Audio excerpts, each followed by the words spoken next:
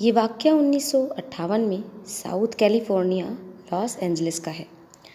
वहाँ एक Indian music instrument की बहुत ही फेमस दुकान हुआ करती थी और पूरे अमेरिका में वो इकलौती दुकान थी जहाँ ऑथेंटिक इंडियन म्यूज़िक इंस्ट्रूमेंट मिला करते थे।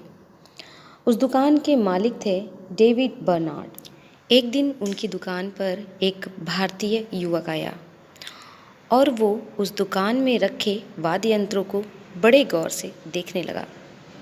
साधारण से दिखने वाला वह आदमी वहाँ की सेल्स गर्ल्स, वहाँ के स्टाफ्स को कुछ खास अट्रैक्ट नहीं कर पाया, मगर फिर भी एक सेल्स गर्ल की नज़र उस पर पड़ी जिसका नाम था क्रिस्टिना। उसने उस युवक से पूछा, बताइए मैं आपकी क्या मदद कर सकती हूँ। उसके इतना पूछने पर उस भारतीय युवक ने कहा कि मुझे सितार लेना है। क्रिस्टीना ने उस नौजवान को वहीं मौजूद सितारों का एक कलेक्शन दिखाया। उस नौजवान को एक सितार बहुत पसंद आया और उसने कहा कि ज़रा वो सितार जो ऊपर शेल्फ में रखा है मुझे उतार कर दिखा दीजिए। ऊपर शेल्फ में रखा वो सितार उतारना कोई मुश्किल बात नहीं थी, लेकिन क्रिस्टीना उसे टालने की कोशिश कर रही थी। लेकिन वो नौजवान भी जिद पर अड़ गया कि उसे वही सितार देखना है जो ऊपर शेल्फ में रखा हुआ है। दोनों की बात बढ़ी तब तक दुकान के मालिक डेविड आ गए।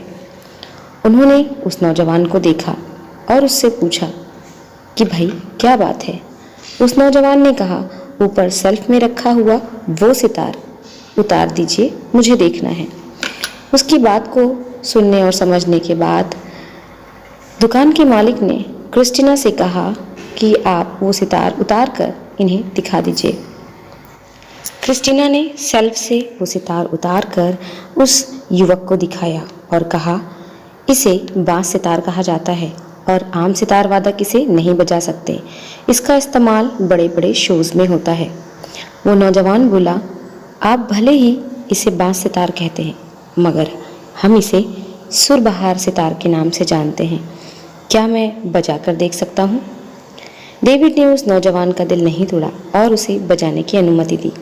उस नौजवान ने सितार के तारों को सेट किया और लेकर बैठ गया बजाने के लिए।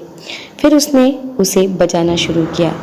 उस सितार को बजाते बजाते वो इतना हो गया कि उसे पता ही नहीं था कि मैं किस जगह पर बैठकर सितार बजा रहा हूँ। उस सितार की आवाज़ सुनकर आसपास के लोग इकट्ठा हो गए और मंत्रमुग्ध होकर बस उस सितार को सुन रहे थे। जब उस नौजवान ने सितार बजाना बंद किया तो चारों तरफ सन्नाटा छाया था। लोगों को समझ नहीं आ रहा था कि वो तालियां बजाएं या मौन रहें।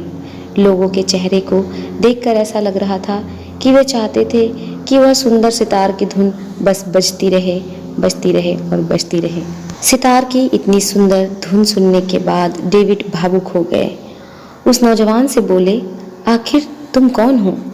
मैंने रविशंकर को सुना है और उन जैसा सितार तो कोई बजा नहीं सकता, मगर तुम उनसे कम भी नहीं हो। मैं आज धन्य हो गया कि तुम मेरी दुकान में आए। मैं अपनी खुशी कैसे बयां करूं? बताइए मैं आपके लिए क्या कर सकता हूं? उस युवक ने कहा, मुझे ये सितार खरीदना है। डेविड ने कहा, आपको ये सितार खरीदने की कोई ज़रूरत नहीं। ये सितार मैं आपको अपनी तरफ से उपहार दे रहा हूँ। प्लीज़ इस उपहार को एक्सेप्ट करिए। इतना सुंदर सितार वादन सुनने के बाद क्रिस्टीना रो रही थी। उसने उस भारतीय नौजवान के हाथों को सम्मान से चूमा और $1 का नोट देते हुए कहा कि मैं भारतीयों को कम समझती थी और अपने लोगों पर ही गर्व करती थी। आप दुकान पर आए तो मैंने बड़े बेमन से आपको सितार दिखाया था, मगर आपकी कला ने मुझे मंत्रमुग्ध कर दिया, मेरा मन मोह लिया। फिर पता नहीं कभी आपसे मुलाकात हो या ना हो, इसलिए मेरे इस नोट पर आप मेरे लिए कुछ लिख दीजिए। उस नौजवान ने मुस्कुराते हुए क्रिस्टीना की तरफ देखा और उसके $1 के नोट पर लिख दिया अपना नाम, और वो नाम था सलिल चौधरी।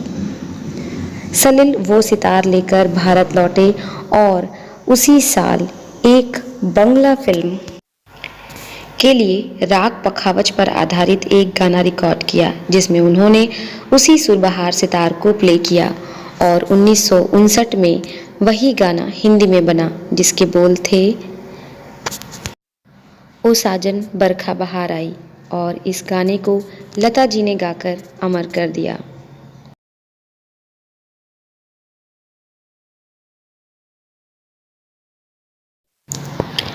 सलिल चौधरी का जन्म 19 नवंबर 1923 ईस्वी को सोनारपुर शहर के पश्चिम बंगाल में हुआ। उनके पिता ज्ञानेंद्र चंद्र चौधरी असम में डॉक्टर थे। सलिल चौधरी का अधिकतर बचपन असम में ही बीता था। बचपन के दिनों में ही उनका रुझान संगीत की ओर था और वे संगीतकार बनना चाहते थे। हालांकि उन्होंने किसी उस्ताद से संगीत की पारंपरिक शिक्षा नहीं ली थी। सलिल चौधरी के बड़े भाई एक ऑर्केस्ट्रा में काम किया करते थे। उनके साथ के कारण ही सलिल जी हर तरह के वाद्य यंत्रों से भली भांति परिचित हो गए थे। सलिल दा को बचपन के दिनों से ही बांसुरी बजाने का काफ़ी शौक था। इसके अलावा उन्होंने पियानो और वायलिन बजाना भी सीखा। कुछ समय के बाद वह शिक्षा प्राप्त करने के लिए बंगला आ गए। सलिल चौधरी ने अपनी स्नातक की शिक्षा कोलकाता मशहूर बंगावासी कॉलेज से पूरी की थी। उनका विवाह सविता चौधरी के साथ हुआ था। वे 2 पुत्रियों और 2 पुत्रों के पिता बने थे। लगभग 4 दशक तक अपने संगीत के जादू से श्रोताओं को भाव विभोर करने वाले महान संगीतकार सलिल चौधरी का 5 सितंबर 1955 को निधन हुआ। सो फ्रेंड्स, ये था आज का वीडियो। उम्मीद है आप लोगों को वीडियो पसंद आया होगा। वीडियो पसंद आएगा तो लाइक, शेयर और कमेंट करना बिल्कुल भी मत भूलिएगा। चैनल को सब्सक्राइब कर लीजिएगा, बेल आइकन प्रेस कर लीजिएगा ताकि आने वाले हर वीडियो का नोटिफिकेशन आपको टाइमली मिलता रहे। मिलेंगे अगले वीडियो में, तब तक के लिए।